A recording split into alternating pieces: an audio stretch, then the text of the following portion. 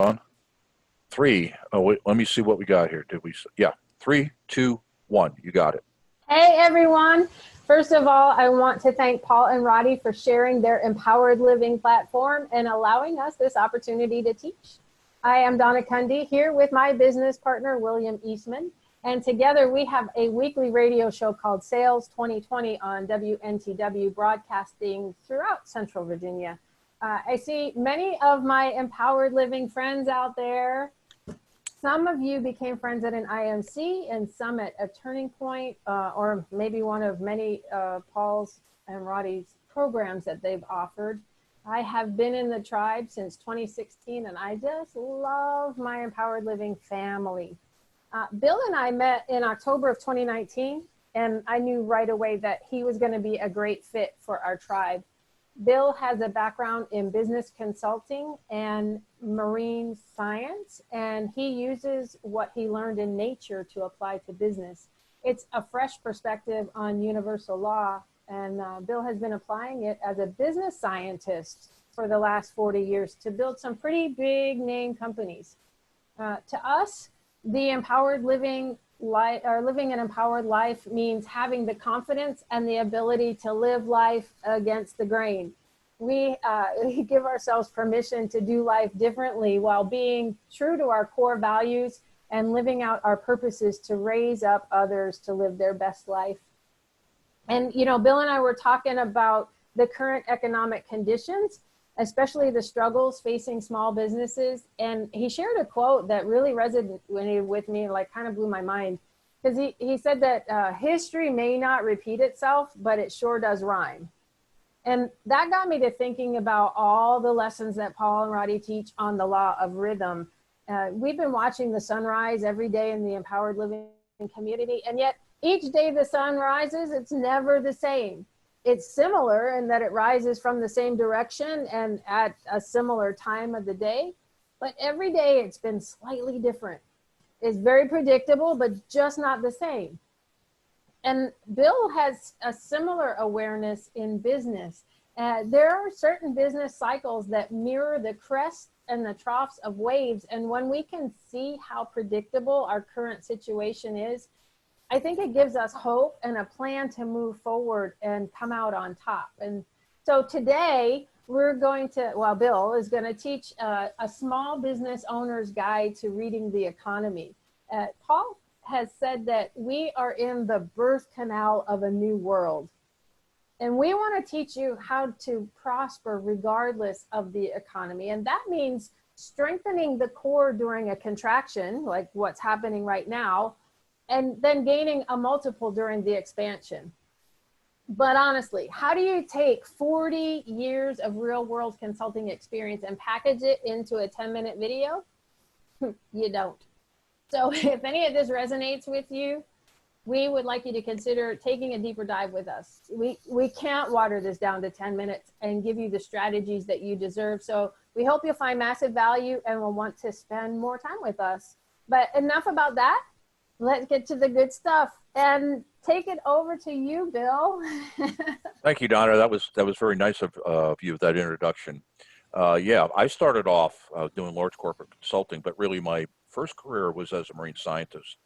And even though I took economics in school, it wasn't until I was trying to consult with my clients, my large corporate clients, where I finally understood economics. And when I started looking at business cycles, what I saw was nothing more than waves, a crest and a trough, and it moves through. How big the wave is, the distance between the waves was all conditional on weather conditions and other factors, but fundamentally, you were going to have these waves.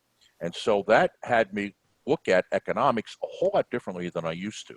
So what I want to do in this presentation, I want to do three things real fast. One is to talk about those waves and what are the different parts of the wave that we need to be considering. Number two is talk about your business from the standpoint of an investor. Most business owners don't do this. However, if you looked at your business as an investor, here's the question: would you put any money into it? I'm going to look at it, your business as a stockbroker, to say, where do you stand on this curve and what are you doing? And then the third piece, which is the piece we're going to build upon, is the issue of, okay, we're here. I don't control any of that. Therefore, what do? And I'm going to make the case, as we did in the previous slide, and that was that really good companies, when the economy contracts, what they do is they get stronger. They build a stronger core. So when the economy expands, they come out like gangbusters and actually get a multiple. If you're supposed to make 20% in this market, you make 40% or 50%. How do you do that? It's not voodoo. It's not magic. So I put one cycle up here, and I wanted to put up another so that I don't have a slide that's real confused. So that's kind of the cycle that we go through.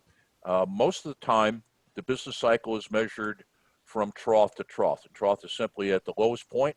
The crest is simply at the highest point. Now, if you look at this and you follow what government is trying to do, economics, when you get out of a trough and go into up to the crest, what the government is trying to do is come up with policies to make this as high as possible and last as long as possible. Then what they do on the other side, when you go from a crest to a trough, they try to soften this so it's not as bad as it could be. And the problem is, in the front side, when they expand it, they create credit bubbles, which we're going to talk about. And on the back side, when they try to soften the blow, they extend it out. And then what happens is you don't get a true recovery on the other end. But we're not going to get into monetary policy here. Just understand that these cycles run 8 to 12 years. And sometimes their beginning and end is natural, such as the credit bubble busting like it did in 2007, or it's a black swan event like we have with the COVID-19 virus, all right? Let's go over and play stockbroker. All right, so when you're at the bottom of the trough, how does the stockbroker look at this? Okay, what we're saying here is that everything is about to get better. The dawn is coming forward. What are the new opportunities that I want to take advantage of? And the quicker I get in front of those opportunities and the earlier I get in, the better the value is. I'm going to make a lot more money on my investments if I get in early rather than at midpoint or late. Number two is credit expansion. So what you see, you go from people going, suddenly there is activity in the market to expansion of credit. And the reason that you get an expansion of credit here is both the investor class or the finance class of people who, like banks and financial institutions, suddenly believe that the economy is good enough that the business owner can afford to pay it back, but also the business owner is saying to themselves, I can afford to pay it back because now I have customers. So credit expansion is one of the clearest indications that the economy is taking off. Number three is euphoria, and this is when you can't make any mistakes. I don't care what you invest in, the stock is going up. You can be dumb as a box of rocks and you're making money, or you can be brilliant, but everybody's making money. And what's happening here is the market is now getting a little out of adjustment, and the end is coming near. Fourth stage is distress, and what that means is the market is topped, and everybody knows what happens when you hit the crest of the wave. There is going to be a fallback on the other side. Number five is the realization, if you didn't get this earlier in the distress stage, is the realization that this thing is going down and it's just going to be bad. And if you haven't made the right moves, you're already in trouble. And then finally, it's panic. And so panic it's the darkness before the light. It's sun rises at 6:30 in the morning. It's 4 in the morning and it looks the bleakest. And everybody is making bad decisions because the decisions you should have made, the smart ones, were made way back into the cycle. Now, where we stand right now in our economy is between distress and revulsion. That's where I see the economy, and therefore that's where I'm going to pick this up when I say, all right, I'm a business owner. I have no control over this. It's being done to me. How do I respond to this in a way that I protect and grow my company? So I'm going to start over here and say that as you get to the top of the curve, and 3 weeks ago, this would have been the opportune time to get in cash flow management. Now, I'm going to take each one of these down, and Donna's going to talk about this later in terms of we're going to do a seminar series on these so you can look at the details. I cannot cover these in depth. Cash flow management is basically getting down to looking at your AP, your AR, accounts payable, accounts receivable, cash on hand, lines of credit, etc. You got to get healthy here because when it gets bad, it's not going to be possible. Number two is that now once I picked up a couple extra bucks to play with and I have a little bit more mental security that I can pay my bills, I'm going to go to lowest cost producer. Don't read lowest price producer, read lowest cost producer. Price is a separate issue.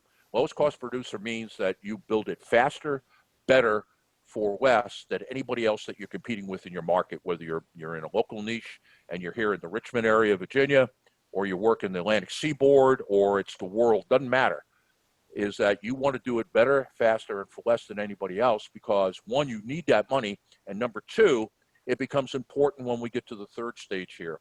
And this is a preemptive strike on your current customer base. Now, why I say preemptive strike, it's this. You know that your customers are suffering just like you are.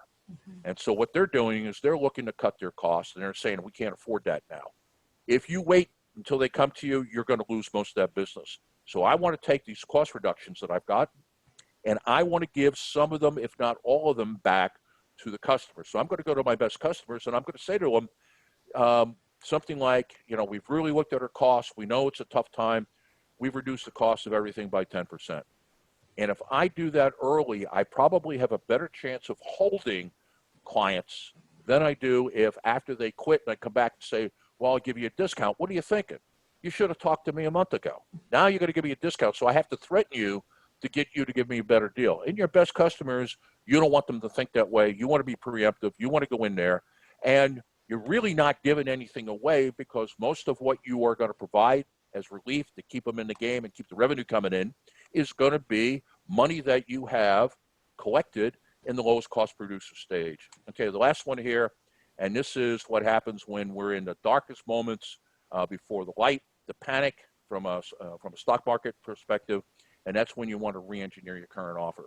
You want to look at everything that you're doing. Now, with the lowest cost producer, this was all an internal focus on processes. This one is, what can we do to improve what we sell? Nothing new, but make it better. And between what you've done in the lowest cost producer and talking to your customers in the organic sales stage, what you will now know is, here's the improvements I got to make. And what you've done is you've positioned yourself so when the economy takes off, you're ready to jump this and jump this hard. That gets us to, okay, we're coming out. The sun's coming up. Right now, that's about 6:30 in the morning. And what am I doing? I'm anticipating demand. In other words, they haven't come to me. I'm going to them, and I'm going to go after my current customers. There's really two populations here.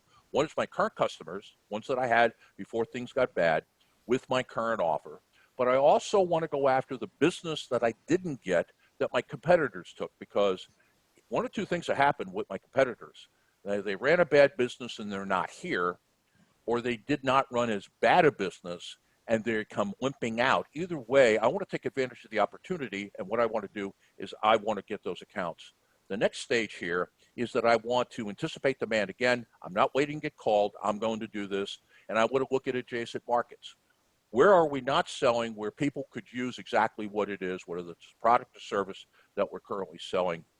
And then finally, and this is the one where I'm taking advantage of the bubble where all the easy money is that I want to now, instead of going out, I want to wait to see where the demand is. What are people clamoring for that we don't do? And then what we want to do is in those markets with the customers that we got in the first stage were us and the competitors, and then we went to the adjacent market. Here's what those customers, what I want to do with them is what new offer can I give them? And I'm going to make sure that I get as much money off the table as is available. And then as we get to the top, where am I? I've been probably sloppy, let's get clean. And so we are going to offer you a series of these webinars where we're going to drill down to talk about the tools to make that happen. And we're especially focused on the current market. So Donna, take it back. Wow, Bill, that was great stuff. That it really is like I took a bunch of notes as you were talking. I just love hearing you teach this stuff. But this is the same type of content that we talk about on our weekly radio show. And we heard from some of our listeners that once a week wasn't enough. So they needed strategies that they can apply right now. And we decided, like Bill was saying, to offer a 7-part series to equip our listeners on how to read the economy and use it to grow their business, even in these uncertain economic conditions. And what we wanted to do is also open it up to the empowered living community. The series has two purposes. It's going to help our listeners run their businesses better, and it's also going to help them help their clients. So if you're interested, we'd love to have you join us over on our Facebook page at 2020 Sales Solutions. You can find the webinar series there. It's a series of events. Check it out. Again, 2020 Sales Solutions on Facebook. You know, Paul teaches us that the law of relativity says, compared to what? None of the events in the business cycle are good or bad, they just are. And the good or bad evaluation only comes into play when the businesses act on what they can't control. We want to provide everybody with a winning script so that we can raise the odds of success. So thank you for listening. Have a great day. Thank you. Bye.